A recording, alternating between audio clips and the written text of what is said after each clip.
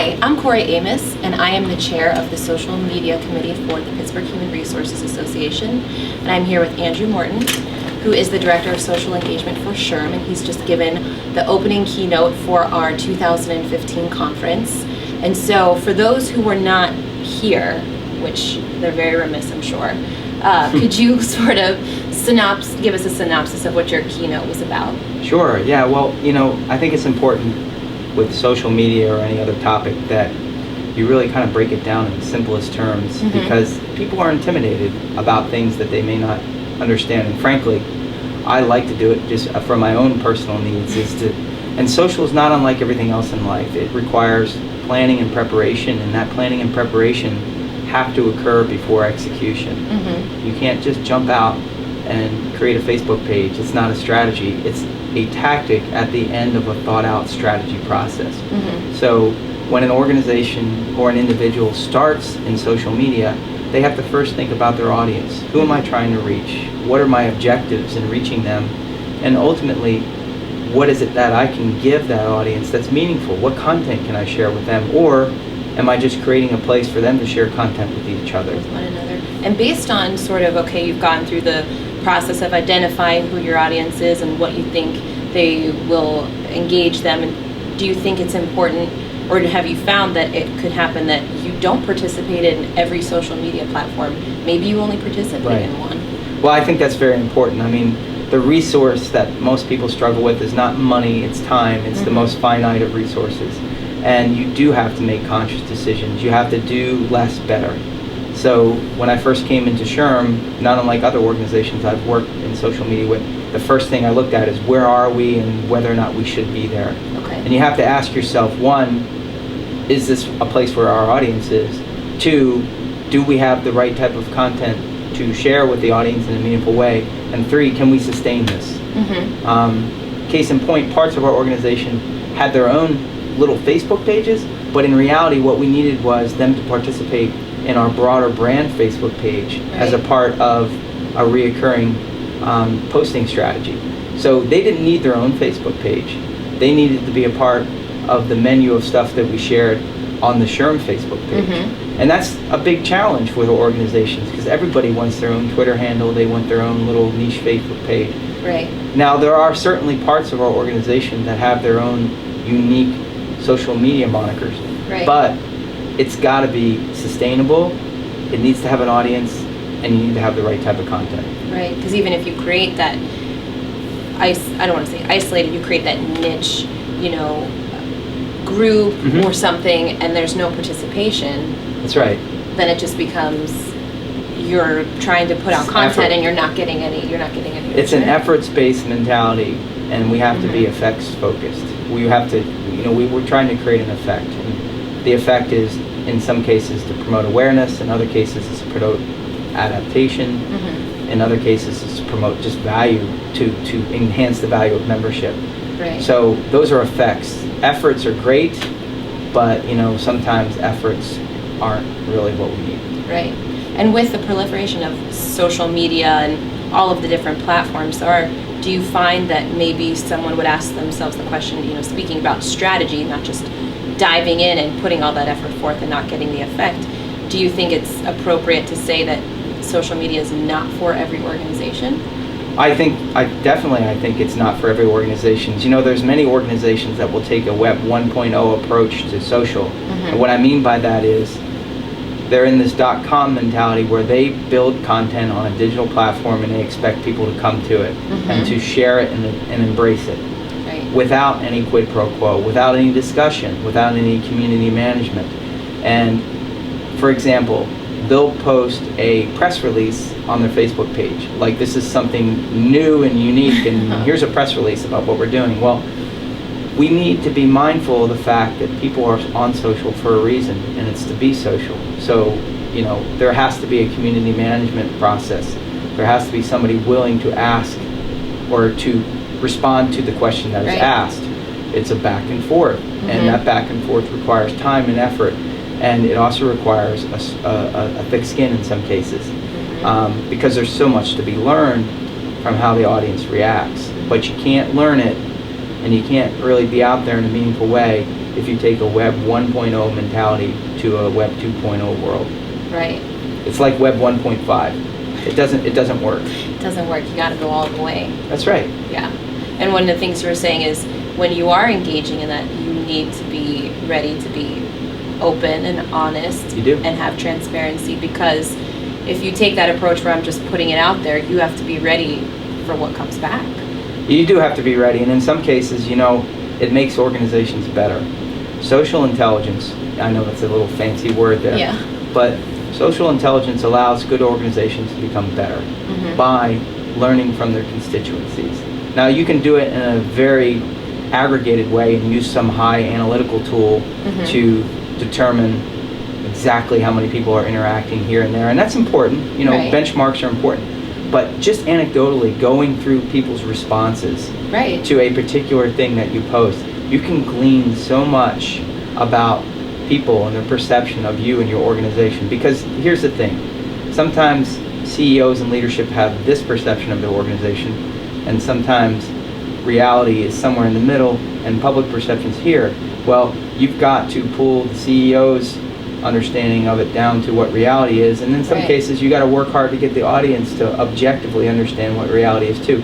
So it's not just changing the audience's mind, Right. it's also helping your own organization look in the mirror, for lack of a better word, and realize what are your challenges. Now, for SHRM members, specifically those who are members, what sort of social media relating to SHRM, what would you advise for them? We talked about the 99-1 rule, so Sure. someone who's not ready to just feel, they don't have to just dive in and all of a sudden be the leader in the discussion groups, but specifically for members, if they want to take advantage of the things that are available to them as members in a social media way, what should they do? Well, we have our external social media sites, the ones that are not just open to members, but anyone can follow or friend or participate within. That's the LinkedIn, the SHRM official LinkedIn group.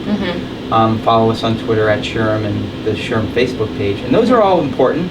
We do pride ourselves in sharing content that we believe is meaningful to HR across a myriad of different topics. And we work hard to run a really good weekly Twitter chat on Wednesdays at 3 p.m. The SHRM Next Chat, #NextChat, because we believe that this is an important part of being an HR practitioner, is to ideate and to network and share ideas. But we also have our member communities that are specifically exclusive to members.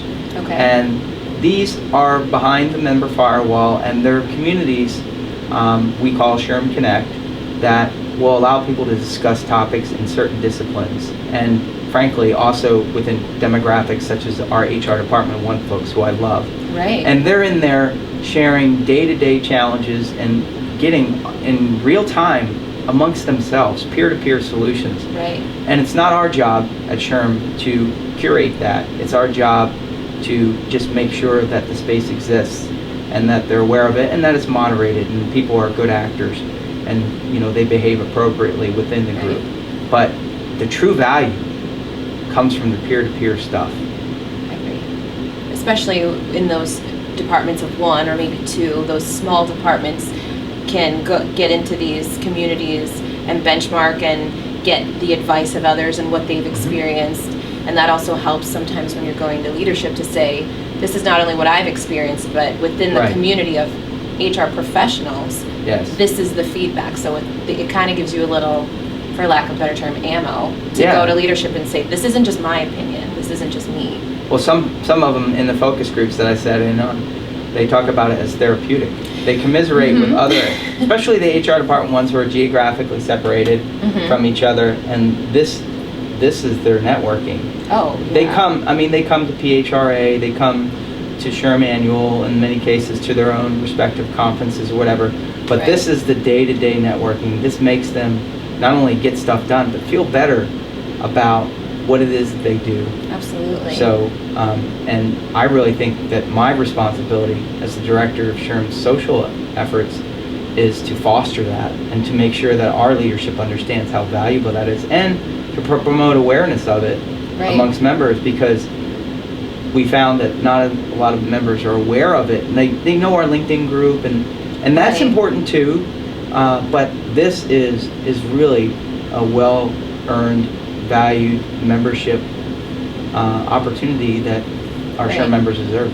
For members, and we were discussing earlier, and very private, there's kind of a safety factor in there Sure. to say I'm not publicly posting something on LinkedIn. If I have a scenario that I'd like to bounce ideas, that I can, there's a little bit of, it's kind of a safe haven, and like they're saying therapeutic, it's kind of a safe haven for people to be able to engage with other professionals and benchmark, but also to maybe commiserate a little bit, to say I'm going through this and everybody else is saying I've been through this too. It definitely can give you some more confidence. Yeah, getting through the day. Oh my gosh. Yep. Getting through the day. Take to the camera. So my final question, being that you have served in the military, you were kind of talking about in that organization, there were so many people who were telling the story via social media about what their experiences had been, and as an organization, you said we should be participating, we should be engaged in this as well. So if you could kind of talk about the beginnings of, because organizations where they might have, their employees might already be posting, but they're not a part of the conversation either. Yeah, back in 2006, really around the advent of YouTube and what have you, and of course, we were into protracted war at the time, and necessity is the mother of invention. And what we found was so many soldiers were sharing their experiences in a very open way with their families and friends back home in the United States. And obviously security is an issue, and you want to make sure that people aren't sharing things that could put them or their families in harm's way. But had a very open-minded command at the time, a very innovative thinking command who said, let's help promote this. Let's not worry about bringing production crews in here and creating edited pieces and working with television networks, and that's all important and it has its place. Let's get soldiers to start posting these videos on the YouTube channel that we create, and then we'll give them extra added oomph, and then the networks can come in and share these things. And so it took a culture of willingness to move forward and to think innovatively, and two, it just basically was an organic movement of things that people shared, and that's really what it's all about. Whether it's those SHRM member networks we talked about, or whether it's interactions on LinkedIn that are of value to SHRM members, or whether it's that experience I had in the military, it starts with the people that matter most, the people who are trying to connect with each other. And we had a responsibility to leverage that to the greater benefit of not only the service members, but also their families and the American people. Right. That's so interesting too, letting them tell the story, not bringing in the most expensive camera crews and the professionals, and to let them tell the story. Well, yeah, a quick offshoot of that is when we developed the Army Strong marketing campaign, and after I redeployed from Iraq, I was a part of that development. We created this thing called Army Strong Stories as a conduit, as a vehicle to find and cast soldiers in commercials, because we use real soldiers in all the Army commercials. All the Department of Defense uses real service members in their stories. We used it as a vehicle to cast for 6 people. And what happened organically was so many people shared their Army Strong story that it became its own entity. It became its own digital platform where these folks not only shared once, but twice, but 3 times, in the written words and videos and pictures. So the Army Strong Stories campaign, that was the commercial, wasn't really truly, it was the tip of the iceberg. The real meaningful stuff was all the organic stuff that people shared because they had a story to share. They had a story to tell. And, whether you're a talent management recruiter in the HR world, in the civilian community, or whether you're a recruiter on active duty, the best person to share the story of service and what it means in your organization or in uniform is the person who's doing it. So recruiters would just show the Army Strong Stories and say, I'm not going to give you a pamphlet. I'm not going to give you this prepackaged thing that's branded. Right. Go take a look at this URL and see real stories. We didn't edit 1 ounce of it. Wow. And that just goes back to you're opening the door, be willing to be transparent, open, honest. Yeah, and delete a couple of them that had foul language. Well, So. Okay. Well, thank you so much for your time. You're welcome. We appreciate it.